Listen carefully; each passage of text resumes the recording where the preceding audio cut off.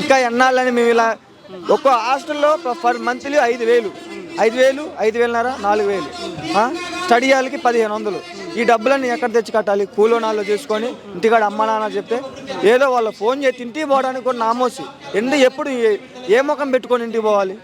ఏం సమాధానం చెప్పాలి? ఇంటి దగ్గర ఫోన్ చేసి నాన్న ఇంకెప్పుడు వచ్చింది జాబు, వచ్చిందా నోటిఫికేషన్, ఇంకెన్ని రోజులు అని ఆ తల్లిదండ్రులు సమాధానం చెప్పుకోలేక కూలిపోయి మెంటల్గా రోజుకొక్కసారైనా బాధపడే రోజుకొక్కసారైనా ఉండిద్దాన్ని. ప్రభుత్వం పదే పదే చెప్తుంది నిరుద్యోగుల పోవడం వల్ల ఏర్పడ్డ ప్రభుత్వమే, నిరుద్యోగుల కోసమే పనిచేసిన పదే పదే రాష్ట్ర ముఖ్యమంత్రి కూడా చాలా సందర్భాల్లో మాట్లాడిన పరిస్థితి కూడా చూస్తూ ఉన్నాం కదా.